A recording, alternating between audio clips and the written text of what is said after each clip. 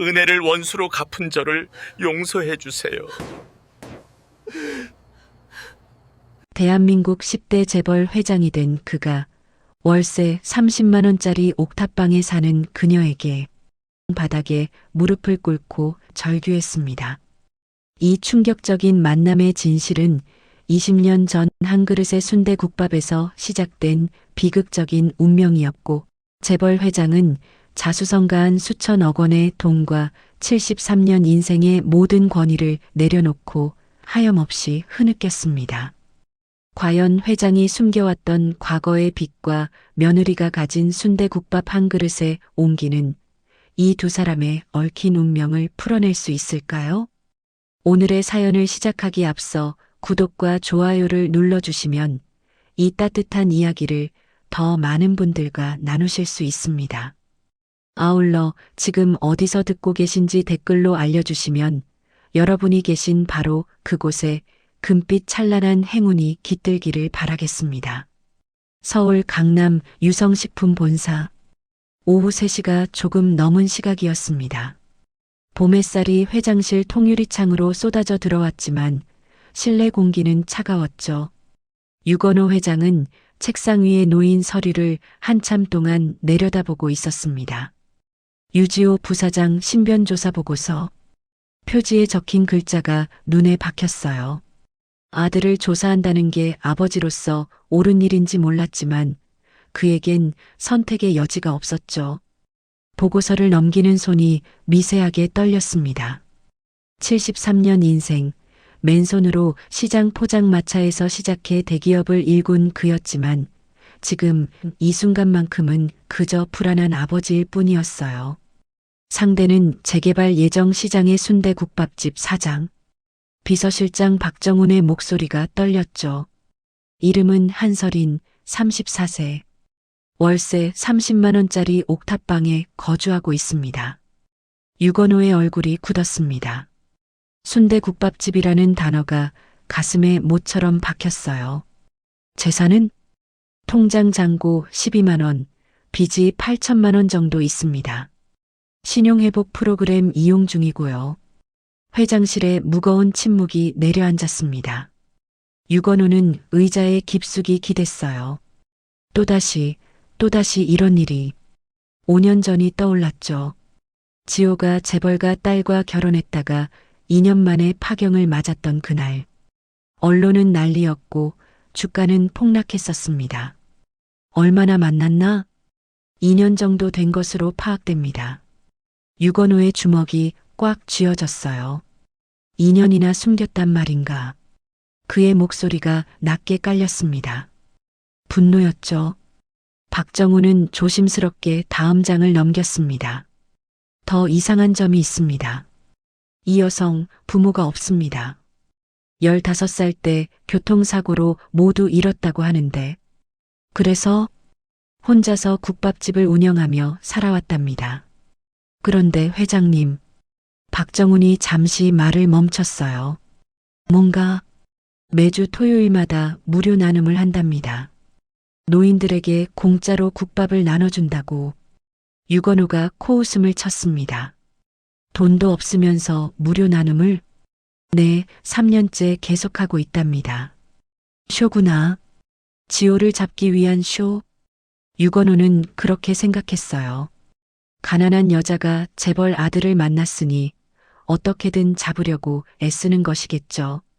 창밖으로 서울 도심이 내려다 보였습니다. 높은 빌딩들 사이로 봄바람이 불고 있었어요. 지호는 알고 있나? 내가 조사한 걸 모르는 것 같습니다. 유건호가 천천히 일어났습니다. 창가로 걸어가 먼 곳을 바라봤죠. 15년 전 아내가 세상을 떠난 후로 그는 변했어요. 더 차가워졌고 더 계산적이 되었죠. 오직 회사와 아들, 그것만이 전부였습니다. 오늘 저녁에 집으로 오라고 해. 네, 회장님. 박정훈이 나가려는 순간 유건호가 다시 불렀어요. 그리고 주변 사람들 반응은? 일부 임원들 사이에서 소문이 돌기 시작했습니다. 조심스럽게들 말하지만 뭐라고 하던가 박정훈이 머뭇거렸습니다. 또 실수하시는 거 아니냐고 주식 걱정들을 합니다. 유건호의 턱에 힘이 들어갔어요. 그날 저녁 7시 한남동 유건호의 저택이었습니다. 유지호가 현관문을 열고 들어왔어요. 평소와 달리 아버지가 거실에서 기다리고 있는 게 보였죠. 아버지, 부르셨습니까? 유건호는 아들을 바라봤습니다. 39살, 자신의 후계자. 능력은 있지만 여전히 철이 없어 보였어요. 앉아라. 지호가 소파에 앉았습니다. 불안한 기색이 역력했죠. 한설인이라는 여자 알지? 순간 지호의 얼굴이 굳었어요. 어떻게 2년이나 만났다며. 유건호가 보고서를 탁자 위에 던졌습니다. 순대국밥집 사장, 빚 8천만 원, 월세 30만 원. 이게 내가 선택한 여자냐? 지호의 얼굴이 붉어졌어요. 아버지, 설이는 그런 사람이 아닙니다. 그런 사람이 아니라고? 그럼 어떤 사람인데? 따뜻하고 선하고 누구보다 열심히 사는. 열심히 산다고 며느리가 되는 건 아니야. 유건호의 목소리가 거실에 울렸습니다. 넌 유성식품의 후계자다. 내 결혼은 개인의 일이 아니야. 아버지도 어머니를 사랑해서 결혼하셨잖습니까? 지호의 말에 유건호가 움찔했어요. 그래, 그리고 내 어머니는 명문가 출신이었지. 가난한 국밥집 여자가 아니라. 아버지와 아들이 서로를 노려봤습니다. 팽팽한 긴장감이 흘렀죠. 5년 전을 잊었나? 유건호의 목소리가 차가워졌어요. 그때 내가 사랑한다던 여자 결국 어떻게 됐지? 2년 만에 내 재산 절반 가져가고 떠났잖아. 지호가 입술을 깨물었습니다. 그건 다릅니다. 뭐가 달라? 또 속을 거야. 가난한 여자들은 다 똑같아. 아버지, 지호가 벌떡 일어섰어요. 설인을 모욕하지 마십시오. 아버지는 만나보지도 않으셨잖습니까? 만나볼 필요 없어. 당장 정리해. 유건호의 말은 단호했습니다. 싫습니다. 뭐라고? 전 설인을 포기할 수 없습니다. 거실에 차가운 침묵이 흘렀어요. 유건호가 천천히 일어났습니다. 그래, 좋아. 내가 그 여자를 포기 못한다면. 그는 아들을 차갑게 내려다봤죠. 회사를 포기해라. 지호의 눈이 흔들렸습니다. 아버지, 둘 중 하나를 선택해. 그 여자냐, 유성식품이냐. 유건호는 등을 돌렸어요. 일주일 시간을 주겠다. 그때까지 결정해. 무거운 발걸음으로 서재로 들어가는 아버지를 보며 지호는 주먹을 꽉 쥐었습니다. 설인 미안해. 하지만 난 절대 포기하지 않을 거야. 창밖으로 서울의 야경이 반짝였어요. 화려한 불빛들이었지만 지호의 마음은 어둠으로 가득했죠. 그날 밤 유건호는 서재에서 오래된 앨범을 꺼냈습니다. 아내와 찍은 사진들이었어요. 여보, 내가 옳은 건가? 그는 사진 속 아내에게 물었죠. 하지만 대답은 없었습니다. 단지 봄바람만이 창문을 두드릴 뿐이었어요. 일주일이 흘렀습니다. 유지호는 아버지가 정한 기한 내내 한 번도 집에 들어오지 않았어요. 회사에서도 필요한 보고만 하고 회장실을 피했죠. 유건호는 임원회의실에서 보고를 받고 있었습니다. 하지만 집중이 되지 않았어요. 회장님, 다음 안건은. 잠깐. 유건호가 손을 들어 회의를 멈췄습니다. 비서실장에게 눈짓했죠. 오늘 지호는 호텔에서 지내고 있습니다. 임원들의 시선이 느껴졌어요. 다들 알고 있었죠. 회장 부자 사이에 무언가 일이 있다는 것을. 재무이사가 조심스럽게 입을 열었습니다. 회장님, 실례지만 요즘 언론에서 무슨 말을 하고 싶은가? 부사장님 관련 소문이 돌기 시작했습니다. 회사 주식에 영향을 줄까 우려됩니다. 유건호의 눈빛이 차가워졌어요. 회의가 끝난 후 유건호는 회장실로 돌아왔습니다. 창밖을 보니 봄비가 내리기 시작했죠. 지호야, 왜 아버지 마음을 모르니? 그때 노크 소리가 들렸습니다. 들어오게.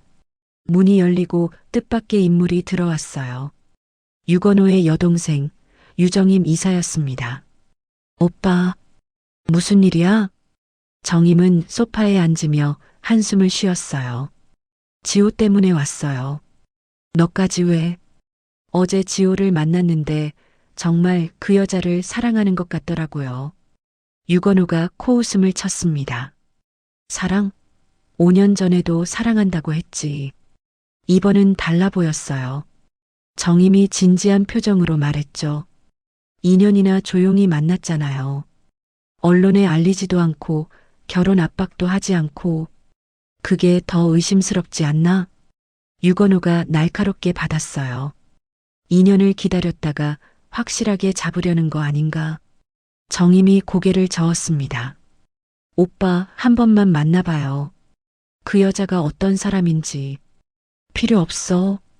형수님이 살아계셨다면. 그 말에 유건호의 얼굴이 굳었어요. 형수님 얘기는 꺼내지 마. 무거운 침묵이 흘렀습니다. 정임이 일어나며 마지막으로 말했죠. 오빠가 지호를 정말 생각한다면 직접 확인해봐요. 보고서로만 판단하지 말고.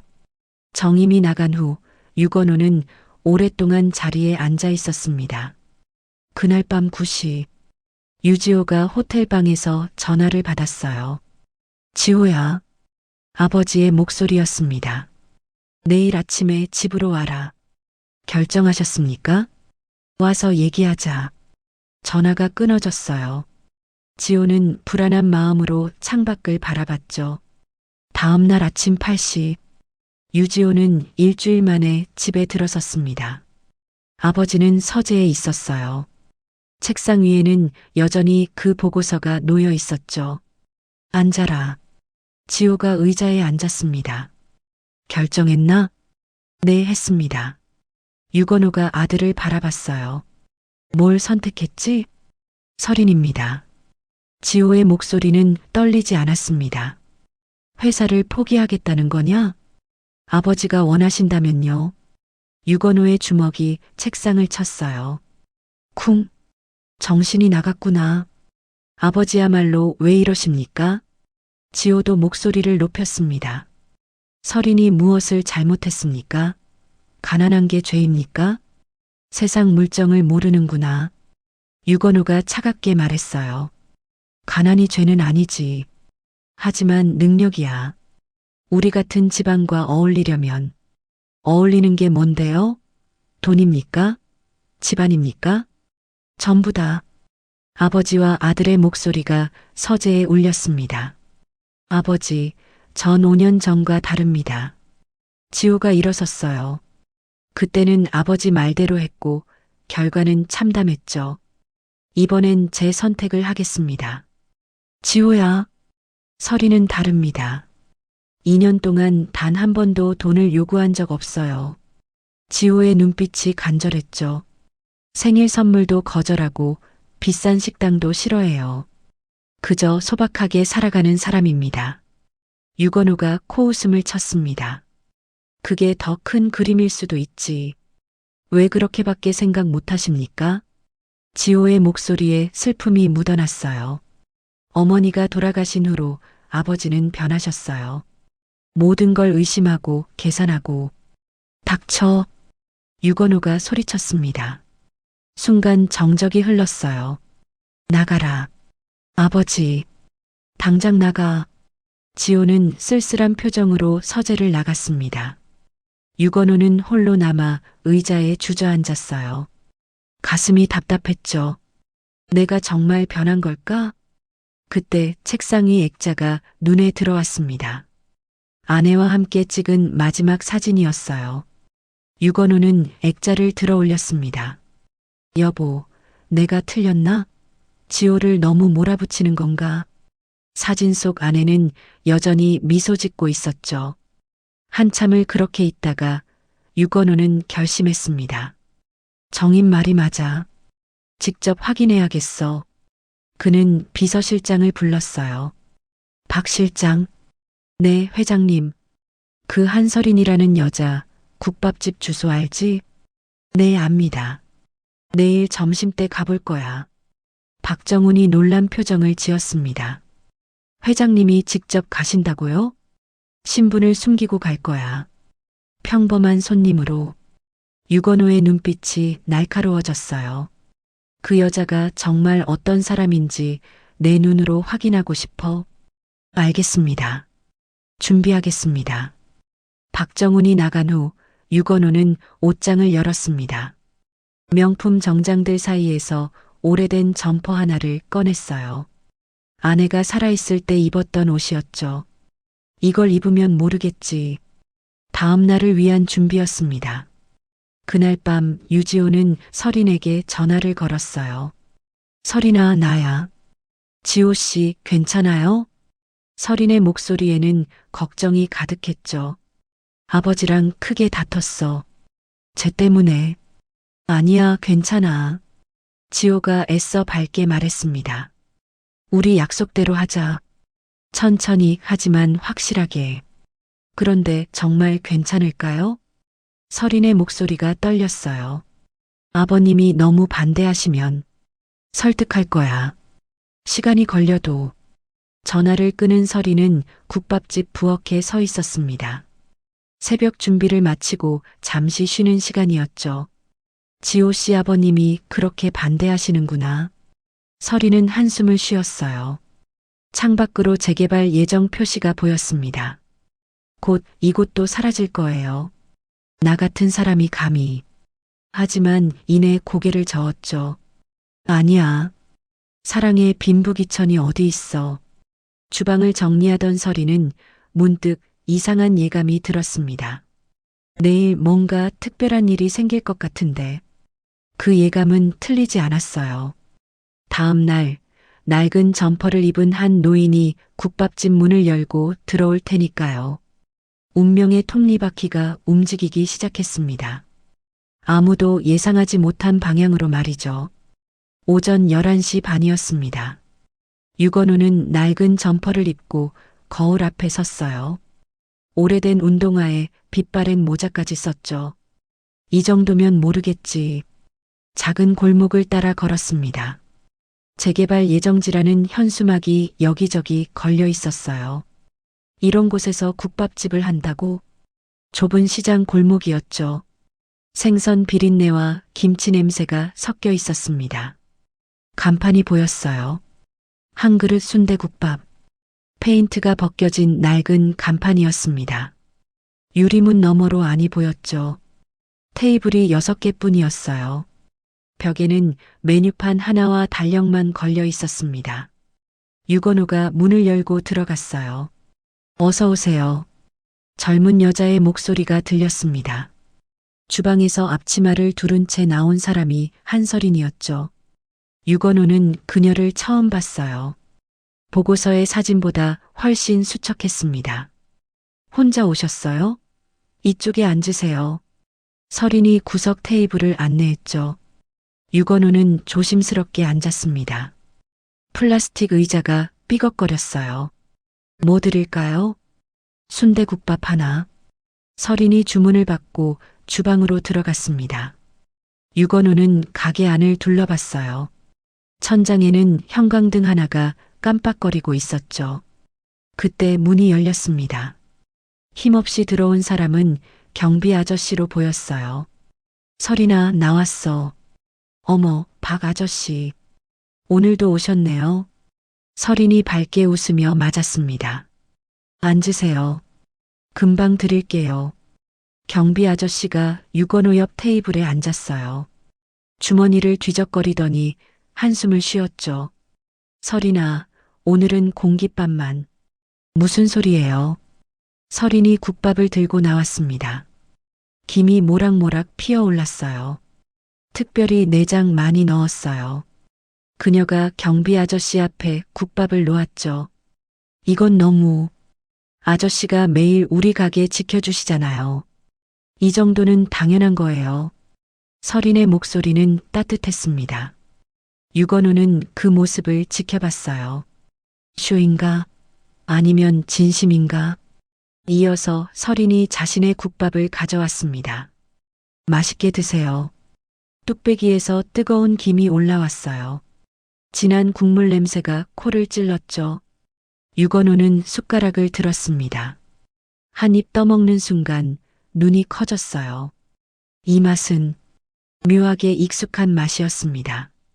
어디선가 먹어본 것 같은데 기억이 나지 않았죠. 괜찮으세요? 설인이 물었어요.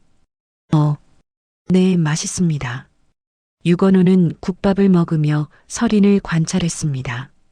그녀는 쉴 새 없이 움직였어요. 테이블을 닦고 김치를 채우고 설거지를 했죠. 그때 또 손님이 들어왔습니다.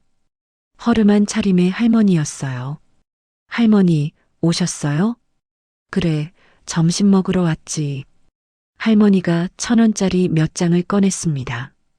이것밖에 없는데. 괜찮아요. 설인이 웃으며 국밥을 날랐어요. 그리고 수저를 놓으며 작게 속삭였죠. 걱정하지 마세요. 제가 있잖아요. 유건우는 계산을 하려던 참이었습니다. 하지만 그 광경을 보고 멈췄어요. 저게 다 연기일까? 점심시간이 되자 손님들이 몰려왔습니다. 대부분 시장 상인들이었죠. 설인아, 오늘도 수고가 많구나. 장사는 좀 어때? 사람들이 설인에게 말을 걸었어요. 그녀는 모두에게 친절하게 대답했죠. 유건우는 구석에서 그 모습을 지켜봤습니다. 1시간쯤 지났을까요? 손님들이 빠지고 가게가 조용해졌어요. 설인이 유건우 테이블로 왔습니다. 더 필요한 거 없으세요? 아, 계산이요. 7,000원입니다. 유건우가 10,000원을 냈어요. 잔돈 여기. 그때 설인의 표정이 변했습니다. 피곤한 기색이 역력했죠. 잠깐 현기증이 났는지 테이블을 짚었어요. 괜찮으세요? 유건우가 물었습니다. 네, 괜찮아요. 잠깐 어지러워서. 설인이 억지로 웃었어요. 요즘 좀 피곤해서 그래요. 유건우는 잔돈을 받고 일어섰습니다. 문을 나서려는데 설인의 목소리가 들렸죠. 감사합니다. 또 오세요. 밖으로 나온 유건우는 뒤를 돌아봤어요. 유리문 너머로 설인이 혼자 테이블을 닦고 있었습니다. 저렇게 작은 가게에서 혼자 골목을 걸으며 유건우는 생각에 잠겼어요. 분명 가난했습니다. 가게도 초라했고 형편도 어려워 보였죠. 하지만 이상했어요.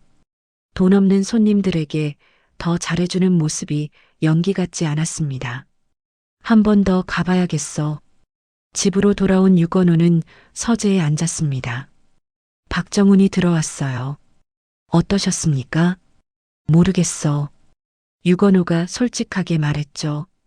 뭔가 예상과 달랐어. 어떤 점이요? 욕심이 없어 보였어. 아니, 오히려 너무 없어서 이상할 정도야. 박정훈이 고개를 갸웃거렸습니다. 그게 더 큰 그림일 수도. 그래서 다시 가볼 거야. 유건우의 눈빛이 날카로워졌어요. 이번엔 다르게. 진짜 모습을 보고 싶어. 그날 밤 설이는 가게 문을 닫고 있었습니다. 피곤한 하루였어요. 매출은 겨우 10만 원이었죠. 월세도 내야 하는데. 한숨이 나왔습니다. 그때 전화가 울렸어요. 설이나. 지호의 목소리였습니다. 오늘 하루 어땠어? 괜찮았어요. 지호 씨는요? 아버지랑 여전히 냉전 중이야. 설인이 걱정스럽게 말했어요. 제가 한번 찾아뵐까요? 직접 인사드리면. 아니야, 아직은 안 돼. 지호의 목소리가 단호했죠. 아버지가 너를 오해하고 계셔. 시간이 좀 더 필요해. 전화를 끄는 설이는 창밖을 봤습니다. 어두운 골목에 가로등 하나만 켜져 있었어요. 오늘 낮에 온 그 할아버지. 갑자기 생각이 났죠. 뭔가 특별한 느낌이 들었던 손님이었습니다. 왜 그렇게 날 보셨을까? 서리는 고개를 저었어요. 에이, 별일 있겠어. 불을 끄고 가게를 나섰습니다. 한편 유건우는 침실에 누워 있었어요. 잠이 오지 않았죠. 그 국밥 맛이 왜 이렇게 익숙하지?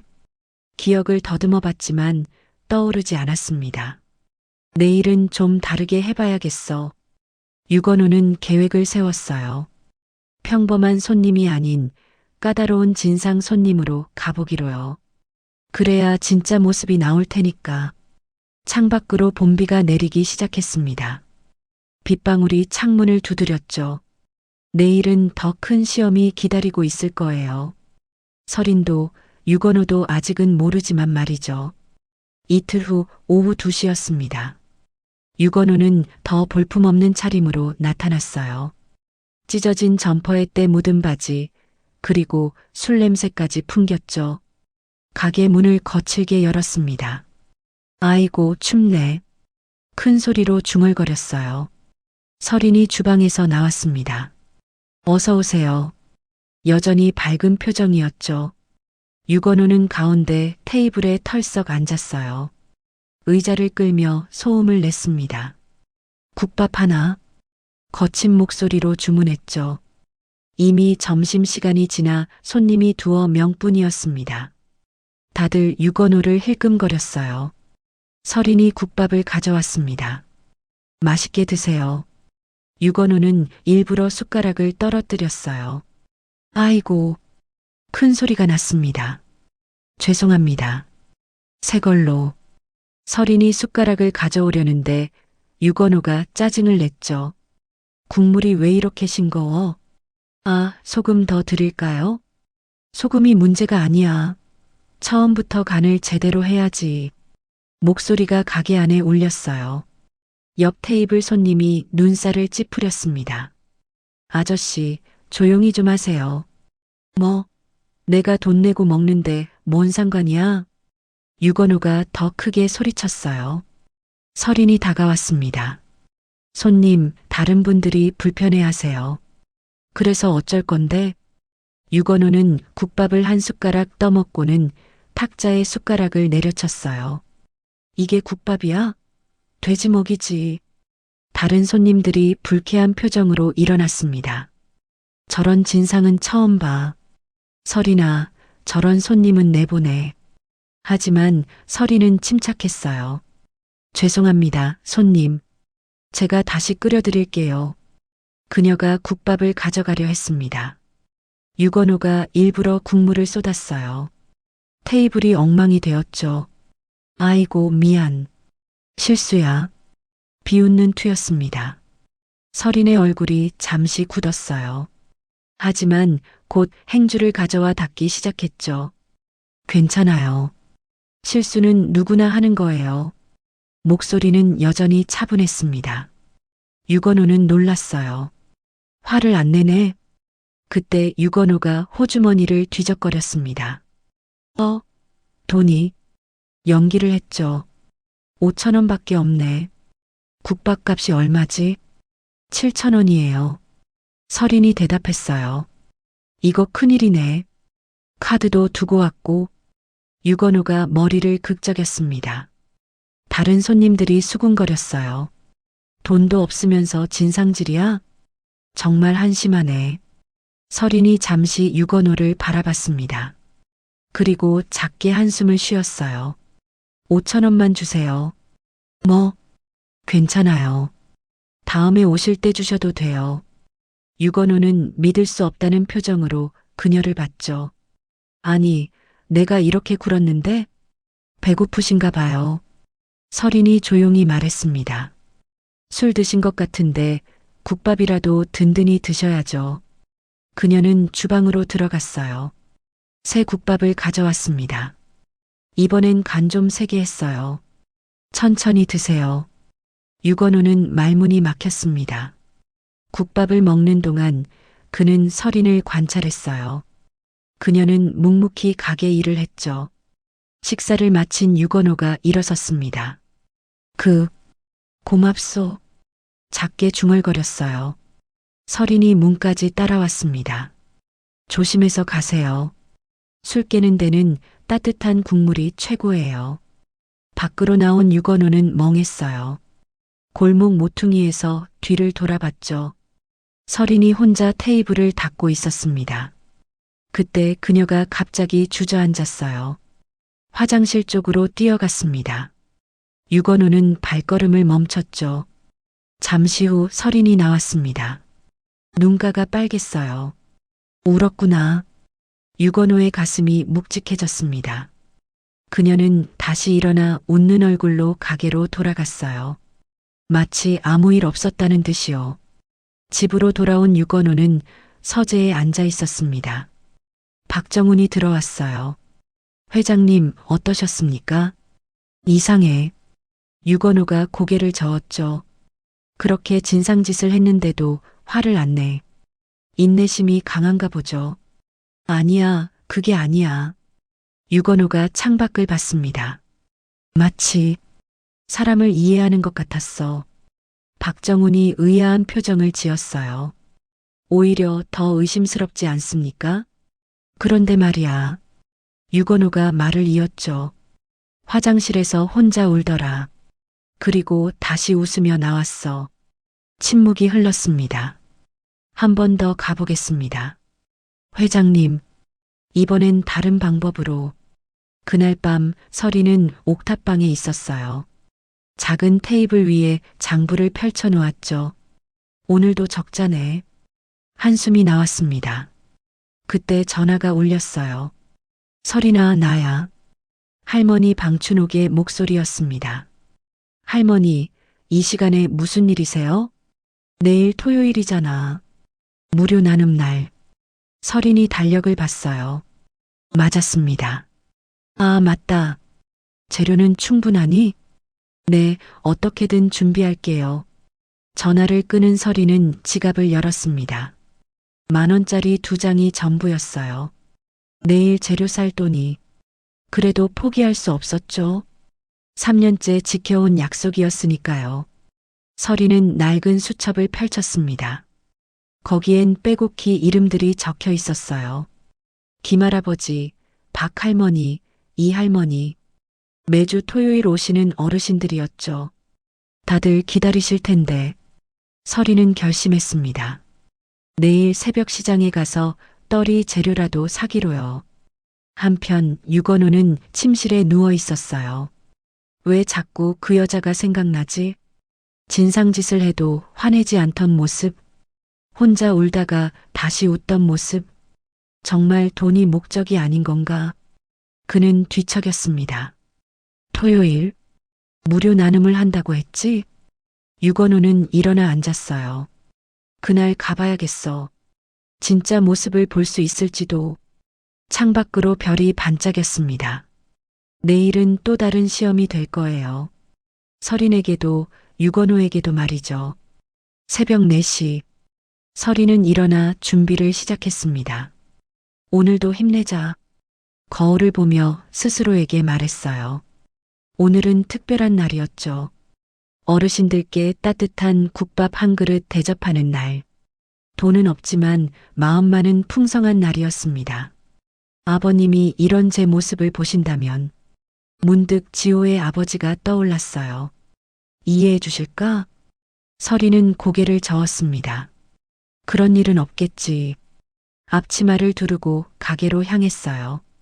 운명의 토요일 아침이 밝아오고 있었습니다. 토요일 새벽 5시 반이었습니다. 유건호는 평소보다 일찍 눈을 떴어요.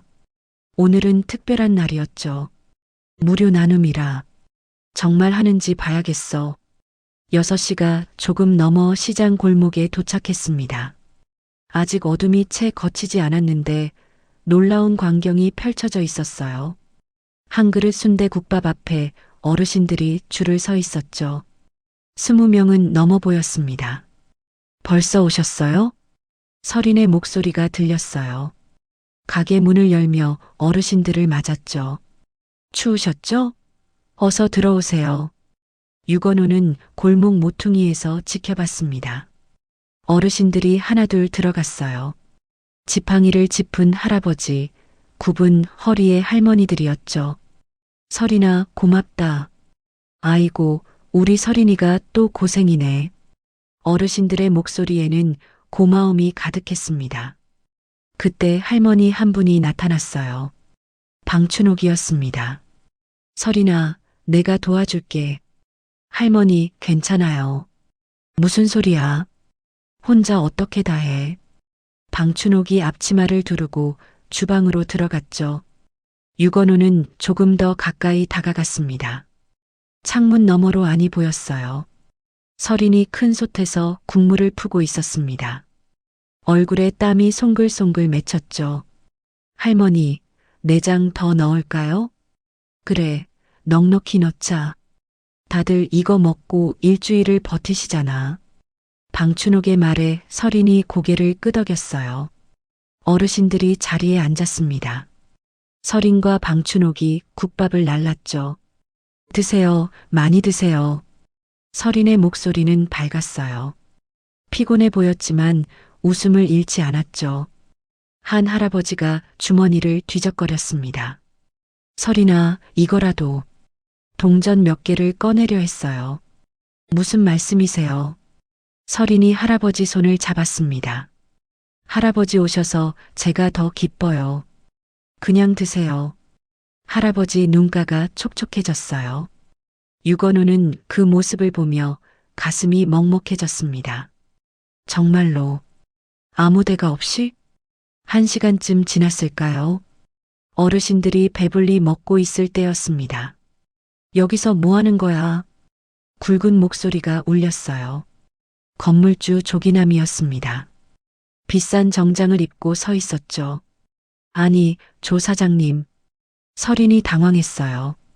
토요일마다 하는 거잖아요. 그게 문제야. 조기남이 가게 안으로 들어왔습니다. 월세도 제대로 못 내면서 무슨 무료 나눔이야? 어르신들이 숟가락을 멈췄어요. 불안한 표정들이었죠. 설인이 조용히 말했습니다. 월세는 다음 주에 드릴게요. 다음 주? 맨날 다음 주야. 조기남의 목소리가 커졌어요. 이번 달로 계약 끝이야. 나가. 조 사장님. 재개발 들어가면 여기 땅값이 얼마인지 알아? 내가 평생 벌어도 못 사. 조기남이 테이블을 쳤습니다. 탕. 어르신들이 놀라 움찔했어요. 그리고 이 노인네들. 조기남이 어르신들을 가리켰죠. 거지같이 얻어먹으러 오지 말고 돈 내고 사 먹어. 순간 정적이 흘렀습니다. 방춘옥이 일어섰어요. 조 사장, 말이 너무하는 거 아니오? 뭐? 할망구가 뭔데 참견이야? 그때 설인이 앞으로 나섰습니다. 얼굴이 창백했지만 눈빛은 단호했어요. 조 사장님, 어르신들께 사과하세요. 뭐라고? 제게 뭐라 하시는 건 괜찮아요. 하지만 어르신들은 아니에요. 설인의 목소리가 떨렸지만 물러서지 않았죠. 이분들은 평생 고생하신 분들이에요. 존중받으셔야 해요. 조기남이 코웃음을 쳤습니다. 존중? 돈도 없는 것들이 무슨 존중? 돈이 전부가 아니잖아요. 돈이 전부야. 이순신 거사. 조기남이 설인 앞으로 다가섰어요. 다음 주까지 월세 2배로 올려. 못 내면 당장 나가. 그는 돌아서며 마지막으로 말했죠. 그리고 이런 쇼는 그만둬. 가난한 척하면서 동정 사려고. 문을 쾅 닫고 나갔습니다. 가게 안은 무거운 침묵에 빠졌어요. 한 할머니가 눈물을 훔쳤습니다. 설인아, 우리 때문에. 아니에요, 할머니. 설인이 억지로 웃었어요. 괜찮아요. 다 해결될 거예요. 하지만 그녀의 손은 떨리고 있었죠. 방춘옥이 설인을 안았습니다. 얘야, 힘들지? 그 순간 설인의 눈에서 눈물이 흘렀어요. 하지만 금세 닦아냈죠. 아니에요. 전 괜찮아요. 설인은 다시 웃으며 말했습니다. 자, 다들 식기 전에 드세요. 국물 더 드릴까요? 어르신들은 마음이 무거웠지만 국밥을 먹었어요. 서린을 위해서라도 남기지 않으려 했죠. 유건호는 이 모든 걸 지켜봤습니다. 주먹이 꽉 쥐어졌어요. 저 조기남이란 놈. 하지만 더 놀라운 건 서린이었습니다. 그 모욕을 당하고도 어르신들을 먼저 걱정하다니요. 지호가 왜 이 여자를 사랑하는지 처음으로 이해가 됐습니다. 9시가 되자 어르신들이 하나둘 일어났어요. 서린아, 잘 먹었다. 다음 주에도 올게. 서린이 문까지 배웅했습니다. 조심해서 가세요. 마지막 어르신이 나간 후 서린은 주저앉았어요. 다리에 힘이 풀렸죠. 방춘옥이 걱정스럽게 물었습니다. 얘야, 정말 괜찮니? 할머니. 서린이 고개를 들었어요. 눈가가 붉었지만 목소리는 담담했죠. 전 포기 못해요. 어르신들이 기다리시는데. 하지만 월세를 어떻게든 구해볼게요. 서린이 일어섰습니다. 할머니, 먼저 가세요. 정리하고 갈게요. 방춘옥이 나간 후 서린은 홀로 가게를 정리했어요. 유건호는 망설이다가 가게로 들어갔습니다. 손님, 오늘은 영업 안 해요. 서린이 고개도 들지 않고 말했죠. 아, 그 전에 와서 진상 부렸던. 서린이 고개를 들었어요. 아, 그때 그분. 미안하오. 그때 내가. 유건호가 머뭇거렸습니다. 괜찮아요. 다들 사연이 있으시죠? 서린이 피곤한 미소를 지었어요. 유건호는 주머니에서 봉투를 꺼냈습니다. 이거 그때 못 드린 돈이랑. 아니에요. 됐어요. 서린이 손사래를 쳤죠. 정말 괜찮아요. 유건호는 봉투를 테이블에 놓고 나왔습니다. 밖에서 뒤를 돌아보니 서린이 봉투를 열어보고 있었어요. 그리고 놀란 표정을 지었죠. 50만 원이 들어 있었습니다.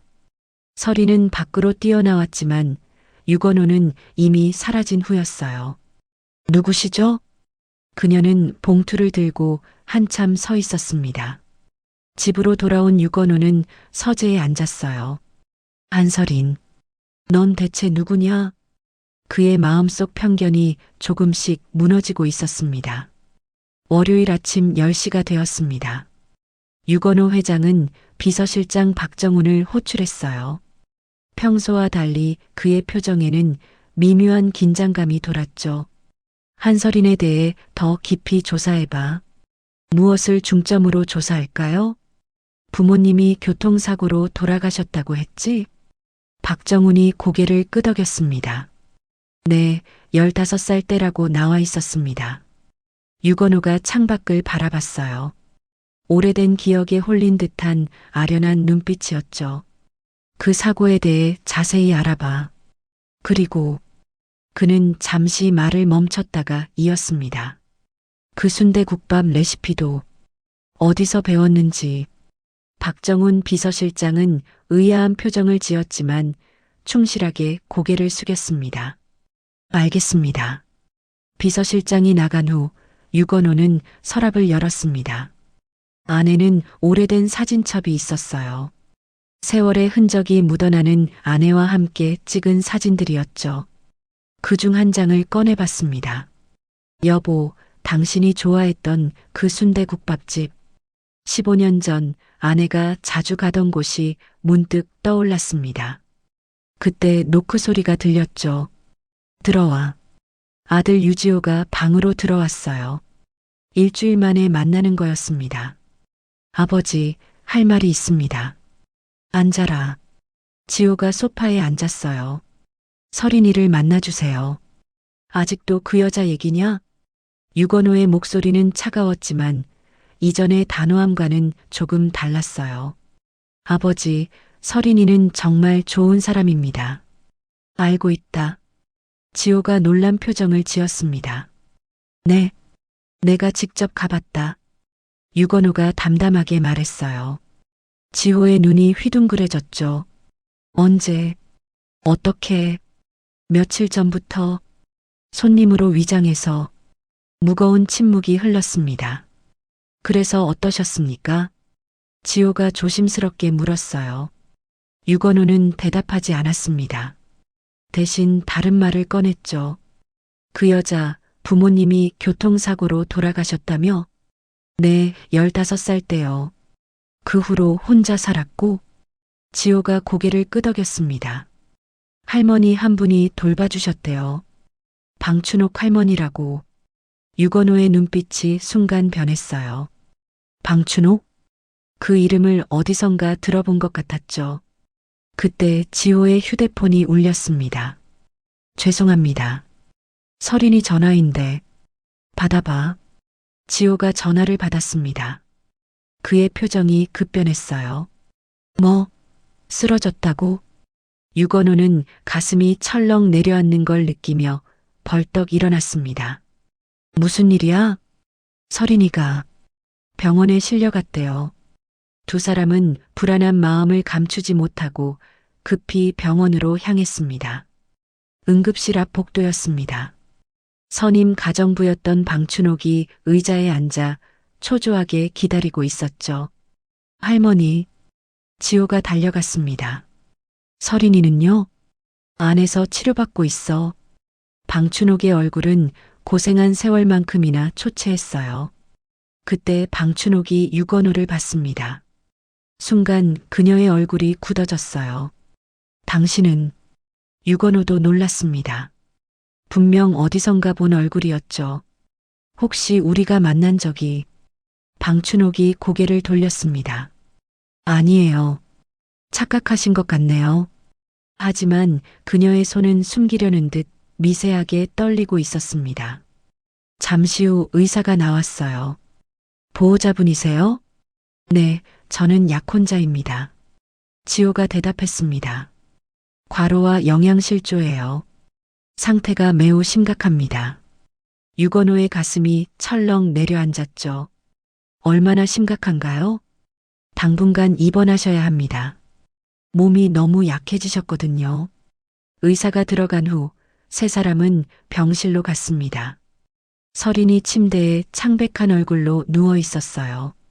서린아. 지호가 그녀의 손을 잡았습니다. 걱정스러운 마음이 손길에 고스란히 담겨 있었죠. 서린이 힘겹게 눈을 떴습니다. 지호 씨, 왜 이렇게까지 무리했어? 서린이 힘없이 미소를 지었습니다. 괜찮아요. 조금 피곤했을 뿐이에요. 그때서야 서린이 유건호를 봤어요. 놀란 표정이었죠. 그때 그 할아버지? 지호가 당황했습니다. 아버지를 아세요? 며칠 전에 가게에 오셨어요. 서린이 유건호를 바라봤습니다. 혹시 지호 씨 아버님이세요? 유건호가 천천히 고개를 끄덕였어요. 그렇습니다.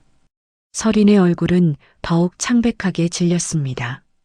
그럼 그때도 일부러 미안하오. 유건호가 낮게 말했어요. 당신을 시험했소. 무거운 침묵이 병실을 짓눌렀습니다.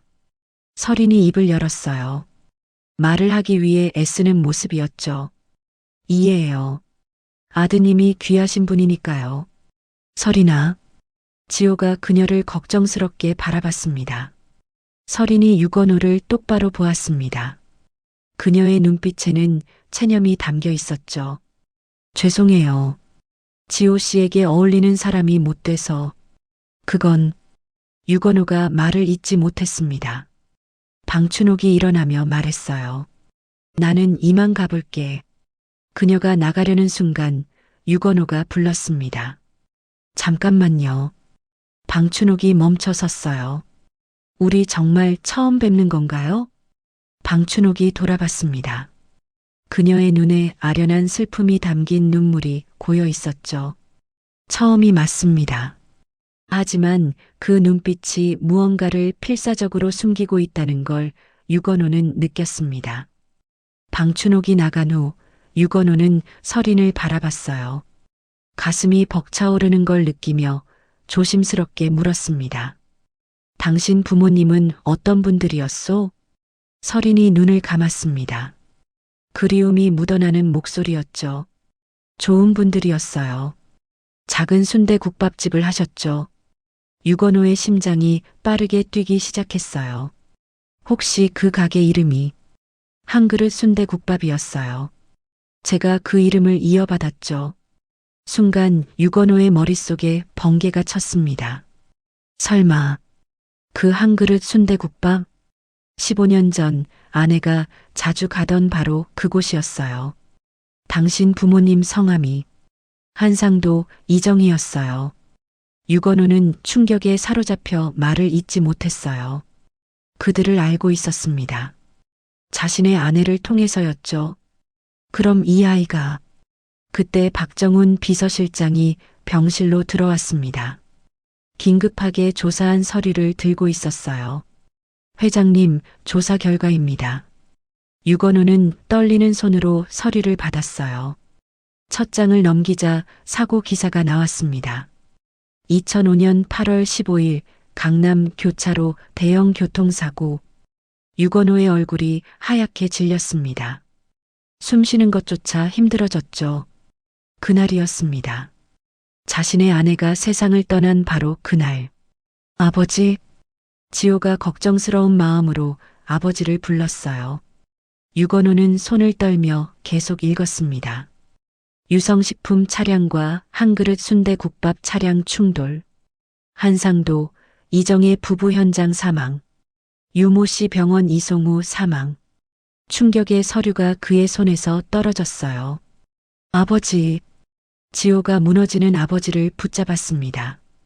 유건호는 서린을 바라봤어요. 그의 눈에서 눈물이 흘러내렸죠. 미안하다. 목소리가 떨렸습니다. 정말 미안하다. 서린이 놀란 표정으로 그를 봤습니다. 이 상황을 이해할 수 없었어요. 왜 그러세요? 유건호는 그 자리에서 무릎을 꿇었습니다. 병실에 있던 모두가 충격에 빠졌죠. 그날 내 아내와 당신 부모님이. 그의 목소리가 격렬하게 끊어졌습니다. 같은 사고였어. 서린의 눈이 크게 흔들렸습니다. 그럼 그날 내 아내도 그날 떠났소. 유건호가 흐느꼈습니다. 당신 부모님 때문이 아니야. 그냥 운명이었어. 병실에 무겁고 차가운 침묵이 내려앉았습니다. 15년 전 그날, 두 가족을 갈라놓은 비극의 날이었죠. 그리고 운명처럼 다시 만나게 된 그들의 자녀들이었습니다.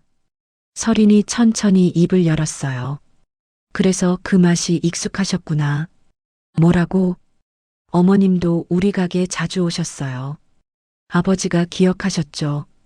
유건호는 말을 잃었습니다.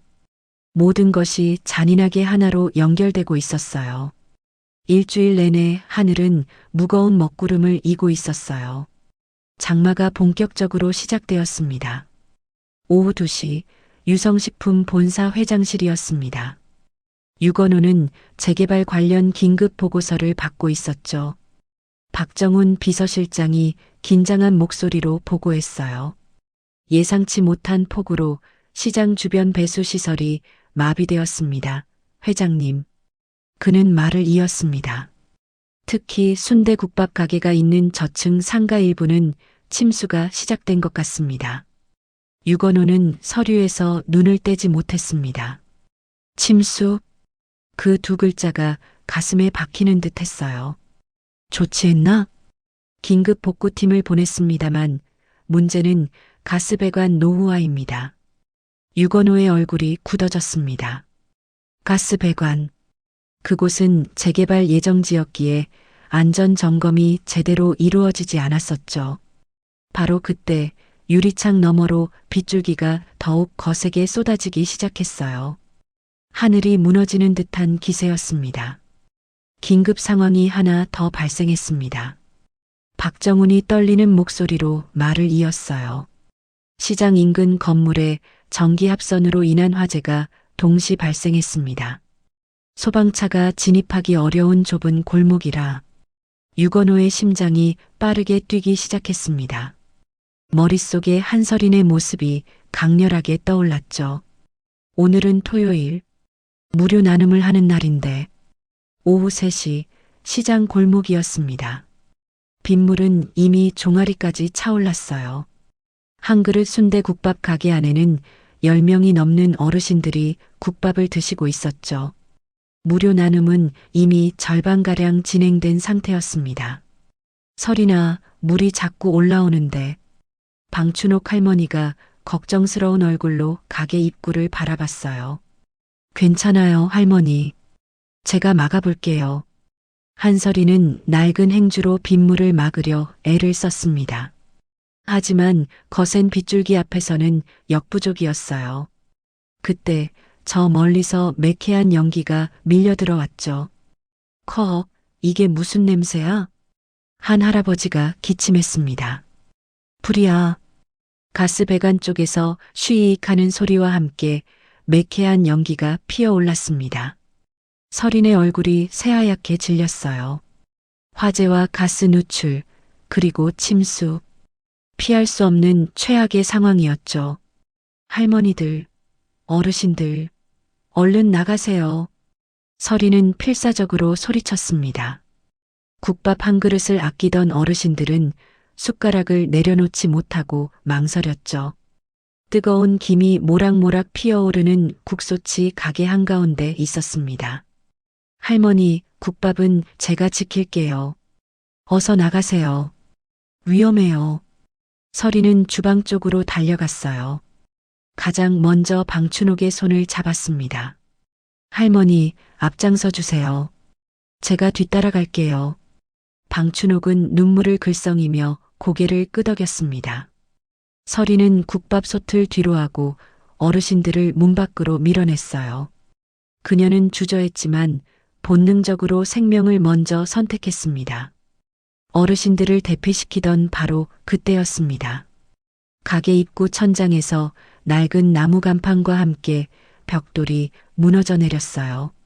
설이나 방춘옥의 비명이 빗소리를 뚫고 울려 퍼졌습니다. 설이는 미처 피할 새가 없었어요. 무너져 내리는 잔해의 오른쪽 다리를 그대로 맞았죠. 날카로운 고통이 온몸을 휘감았지만 설이는 쓰러지지 않았습니다. 그녀는 고통을 참으며 비틀거리면서도 어르신들을 안전한 골목으로 밀어냈어요. 곧이어 굉음과 함께 주변의 건물이 무너져 내렸습니다. 설이는 의식을 잃고 차가운 빗물 위에 힘없이 쓰러졌습니다. 유건호는 차 안에서 소방차 사이렌 소리를 듣고 있었어요. 그는 비서에 만류를 뿌리치고 시장 골목 근처까지 직접 온 것이었죠. 철컥. 그는 주저없이 문을 열고 빗속으로 뛰어들었습니다. 응급실 앞 복도였습니다. 젖은 옷차림의 유건호와 방춘옥이 나란히 앉아 있었어요. 방춘옥의 얼굴은 충격으로 창백하게 질려 있었습니다. 아직 안 깨어났습니까? 유건호의 목소리는 미세하게 떨리고 있었습니다. 네. 방춘옥이 작게 대답했습니다. 그 애가 가게를 버리고 우리를 살렸어요. 유건호는 무거운 죄책감에 고개를 떨구었습니다. 그 순간 묘하게 익숙했던 순대국밥의 맛과 설인의 따뜻한 눈빛이 다시 겹쳐졌어요. 방춘옥이 조심스러운 목소리로 물었습니다. 회장님은 혹시 그 국밥을 드셔보셨나요? 유건호가 나지막이 대답했습니다. 네, 먹어봤습니다. 할머니는 아련한 눈빛으로 벽을 바라봤어요. 그 맛이 아주 오래전 순대국밥 집하고 똑같거든요. 오래전 국밥집이요? 네. 아마 설인이 엄마가 물려준 손맛일 거예요. 방춘옥은 한숨을 쉬었습니다. 15년 전 설인이 부모가 사고로 돌아가시기 전까지 하던 그 가게에 유건호는 숨이 멎는 듯 했습니다. 15년 전, 그 날짜가 그의 뇌리에 깊이 박혔죠. 그 가게, 혹시 상우가 그때도 한 그릇이었습니까? 방춘옥은 놀란 눈으로 유건호를 바라봤습니다. 어떻게 아세요? 유건호의 눈빛이 크게 흔들렸습니다. 그는 천천히 그리고 조심스럽게 고개를 떨구었어요. 나는 그 국밥을 먹고 살았어요. 유건호는 자신의 73살 인생에서 가장 어려운 진술을 시작했습니다. 목소리는 낮았지만 그 안에는 묵직한 고백의 무게가 실려 있었죠. 제 인생이 가장 밑바닥일 때였습니다. 유건호가 응급실 복도에 앉아 방춘옥에게 조용히 말을 건넸습니다. 70년대 후반, 22살 청년이었어요. 시장 포장마차로 사업을 시작했는데 보증금을 떼이고 빚쟁이들에게 쫓겼습니다. 그는 잠시 숨을 골랐죠. 며칠을 굶었는지도 모르던 어느 날 비틀거리며 들어간 곳이 바로 그 순대국밥집이었습니다. 방춘옥은 눈을 감은 채 유건호의 이야기를 경청하고 있었어요. 저는 빚 대신 설거지라도 하겠다고 했어요. 유건호의 눈가에 회한의 눈물이 맺혔습니다. 그때 설인의 어머니 한상도 여사가 저를 보더니 아무 말 없이 국밥 한 그릇을 내어주었습니다. 그분이었군요. 할머니가 놀라서 눈을 떴습니다. 네. 저를 불쌍하게 여겼죠. 매일 설거지를 시키더니 빚이 청산될 때까지 국밥을 공짜로 주었습니다. 유건호는 고개를 떨구었어요. 그 한 그릇이 저를 살렸습니다. 그 순대국밥의 온기가 아니었다면 지금의 유성식품은 없었을 거예요. 두 사람 사이에 길고 무거운 침묵이 흘렀습니다. 창업회장의 숨겨진 과거이자 한 그릇 국밥에 담긴 구원이었죠. 설인이가 그분 딸이었군요. 방춘옥이 나지막이 말했습니다.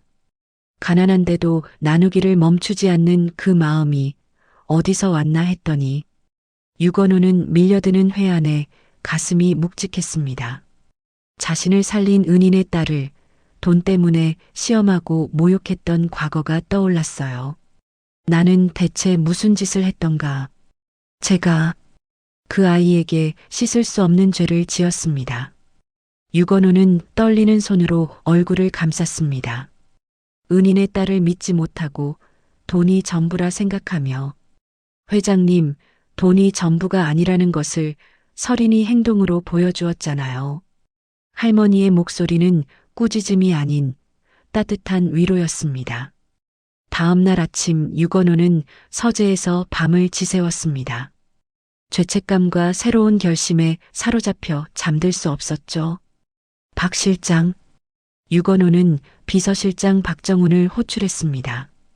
네, 회장님. 조기남 그 사람 지금 바로 조사에 착수하게.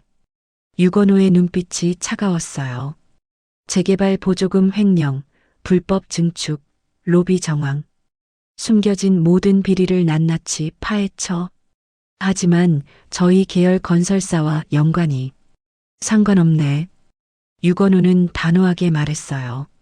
그리고 박 실장, 즉시 익명으로 시장 건물 지분을 매입하게. 조기남 몰래. 유건호는 떨리는 손으로 서류철을 들었습니다. 그가 마침내 진실을 바로잡기로 결정한 순간이었죠. 이제 설인이에게 가보겠습니다. 유건호는 한설인이 입원한 병실로 향했습니다. 설인은 창가에 앉아 다리에 깁스를 한 채 멍하니 창밖을 보고 있었어요. 다행히 생명에는 지장이 없었지만 마음의 상처는 깊어 보였죠. 유건호가 조용히 다가갔습니다. 다리는 좀 괜찮습니까? 설인이 놀라서 고개를 돌렸습니다. 아, 회장님. 괜찮아요. 걱정해 주셔서 감사합니다. 그녀는 유건호가 진상 손님이었다는 사실을 아직 모르고 있었습니다. 하지만 유건호는 더 이상 이 비겁한 진실을 숨길 수 없었어요. 설인 양. 유건호는 침대 옆 의자에 조심스럽게 앉았습니다. 미안합니다. 사실 저는 회장님 괜찮아요. 전 그냥 제가 해야 할 일을 했을 뿐입니다. 설인이 먼저 말을 꺼냈습니다. 국밥이 전부였거든요. 그게 무너지면 안 된다고 생각했어요. 그녀의 눈빛은 그 국밥에 담긴 무게만큼이나 흔들림이 없었죠. 당신의 어머니가 저를 살렸습니다. 유건호는 낮은 목소리로 천천히 고백했습니다. 서리는 눈을 크게 떴습니다. 네, 저희 어머니요? 유건호는 과거 빚쟁이 시절 한 그릇 순대국밥의 온기로 목숨을 부지했던 이야기를 자세히 들려주었습니다. 서리는 눈물을 글썽이며 그 구원의 이야기를 들었죠. 자신의 어머니가 베푼 선의가 20년 뒤 딸에게로 돌아온 것이었습니다. 저희 어머니가 회장님을 살리셨군요. 서린의 목소리에는 자랑스러움과 슬픔이 동시에 묻어났어요. 유건호는 후회하는 마음으로 서린의 손을 감쌌습니다.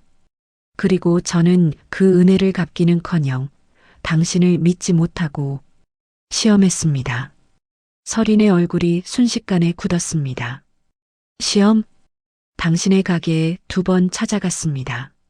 한 번은 평범한 노인으로, 그리고 2번째는 유건호는 말을 잇지 못했어요. 진상 손님으로 당신을 모욕했습니다. 서리는 충격에 휩싸였습니다. 가슴이 먹먹해지는 걸 느꼈어요.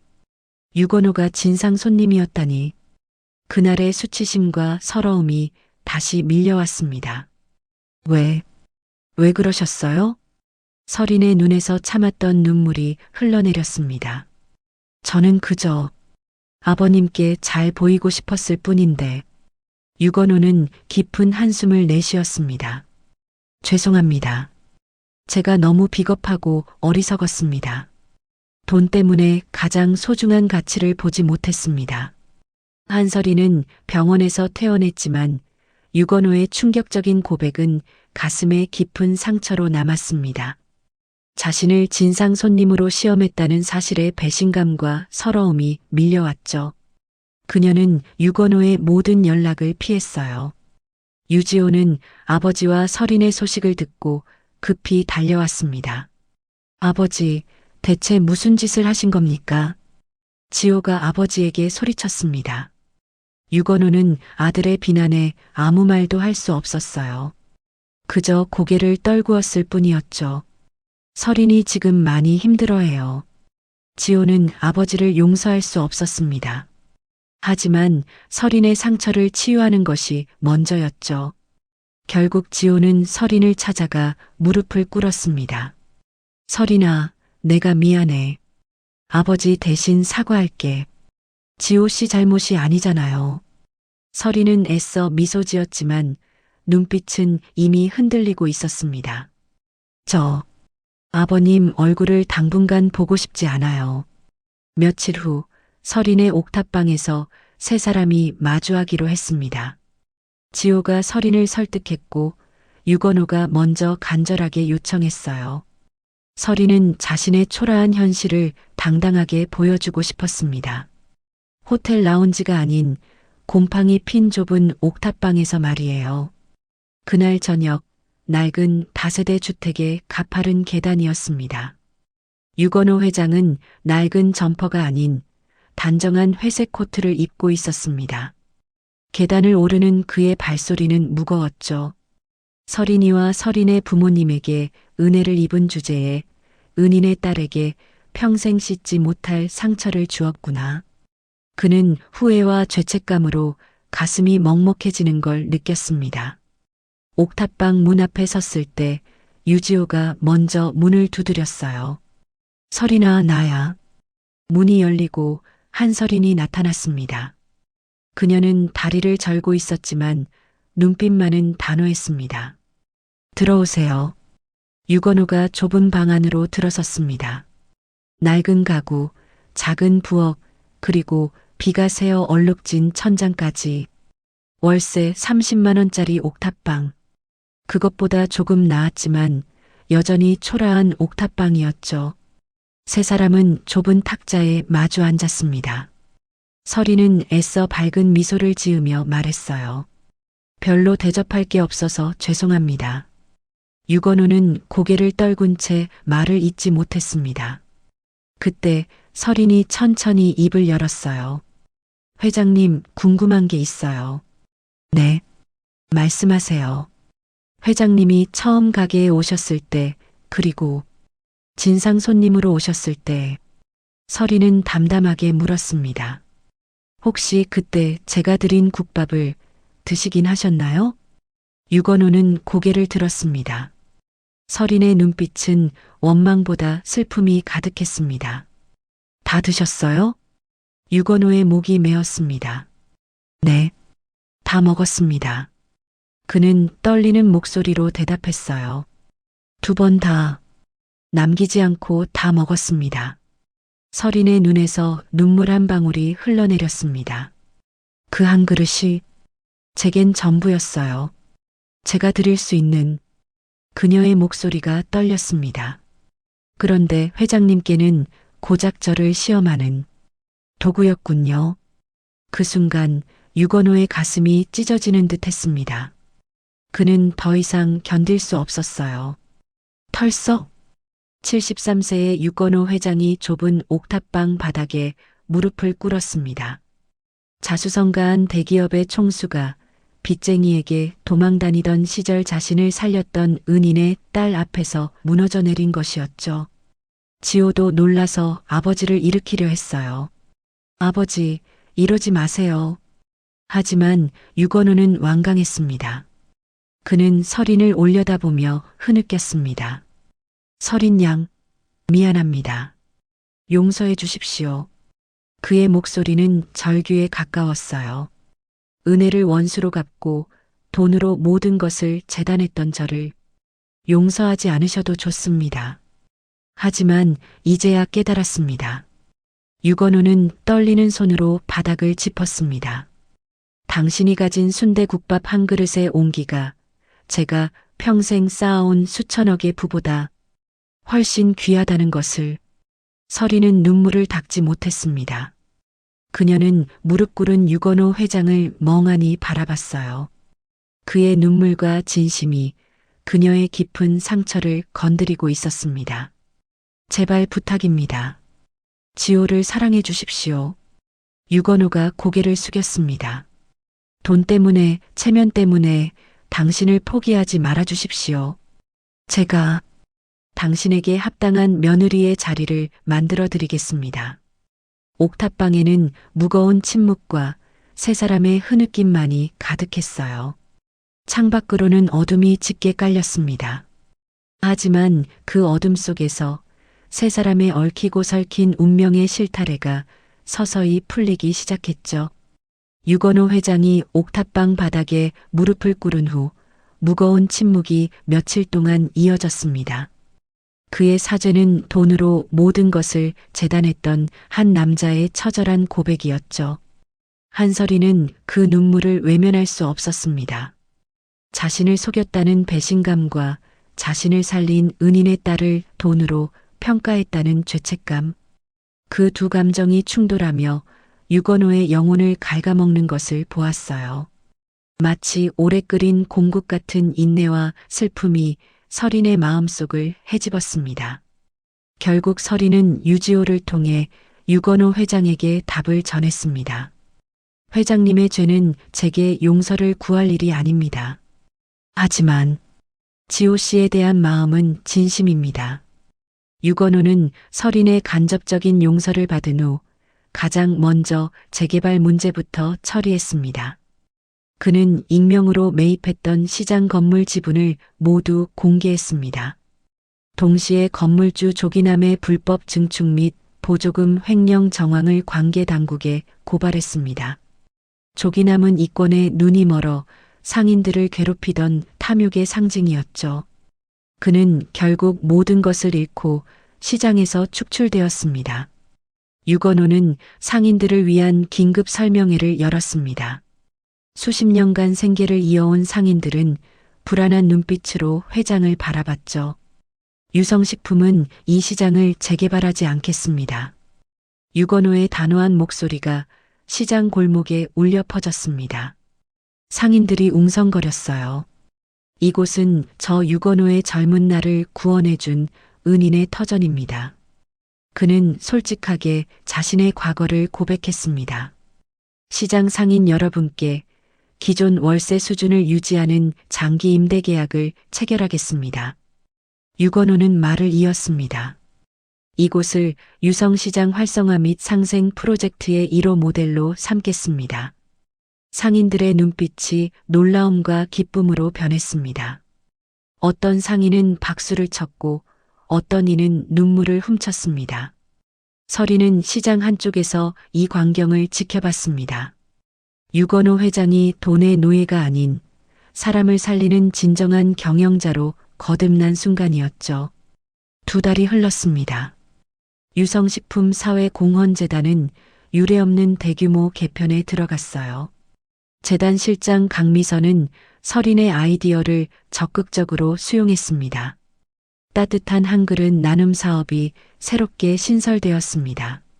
이는 서린이 3년 동안 시장에서 실천했던 무료 순대국밥 나눔을 전국으로 확대하는 사업이었죠. 서린은 재단 이사의 자리를 정중히 거절했지만 사업 컨설턴트 자격으로 프로젝트에 참여했습니다. 며느리가 되어 평생을 누리라는 제안은 거절했죠. 유건호가 흐뭇하게 말했습니다. 하지만 자신의 선한 마음이 필요한 곳에는 망설이지 않더군요. 유지호는 아버지와 서린 사이에 단단한 가교 역할을 수행했습니다. 그는 서린과 함께 유성식품의 경영 철학을 인간 존중과 상생으로 전환하는 데 앞장섰습니다. 지호는 서린에게서 따뜻한 품위의 가치를 배웠던 거죠. 결혼식은 조용히 준비되었습니다. 서린은 화려한 호텔 대신 시장 활성화 프로젝트가 완성된 시장의 작은 마당을 선택했습니다. 낡은 간판은 그대로 두었지만 주변은 깨끗하게 정비되었어요. 방춘옥 할머니는 기쁨의 눈물을 감추지 못했습니다. 그녀는 유건호의 따뜻한 한 그릇 나눔 사업의 명예 고문이 되었죠. 가을 햇살이 따스했던 토요일 아침이었습니다. 한서린과 유지호의 상생 결혼식이 열렸습니다. 하객은 유성식품의 주요 임원들이 아닌 시장 상인들과 매주 무료 국밥을 받던 어르신들이었습니다. 잘 살아라 서린아. 너희 어머니가 하늘에서 기뻐하실 게다. 방춘옥 할머니가 서린의 손을 잡고 축복해 주었습니다. 유건호 회장이 며느리에게 건넨 유일한 결혼 선물은 새로운 간판이었습니다. 한 그릇 순대국밥 나눔의 집 오래된 간판 옆에 나란히 걸린 새로운 간판은 과거와 미래가 공존하는 따뜻한 상징이었죠. 시간이 흘러 겨울이 다시 찾아왔습니다. 유건호 회장은 매주 토요일 한남동 저택이 아닌 시장 골목의 한 그릇 순대국밥으로 출근했습니다. 그는 가게 한 구석에 앉아 국밥을 먹었습니다. 회장님, 오늘은 내장을 더 얹었습니다. 서린이 웃으며 말했어요. 유건호는 국밥을 한 입 떠먹고는 눈을 감았습니다. 뜨거운 국물이 몸속 깊은 곳까지 스며들었죠. 이 맛은 20년 전 빚에 쫓기던 22살 청년에게 생명을 불어넣어 주었던 바로 그 맛이었습니다. 서린아. 유건호가 며느리를 바라봤습니다. 이 맛이, 이 온기가 진짜 맛이야. 그의 눈가에는 잔잔한 슬픔과 함께 깊은 안도감이 서려 있었습니다.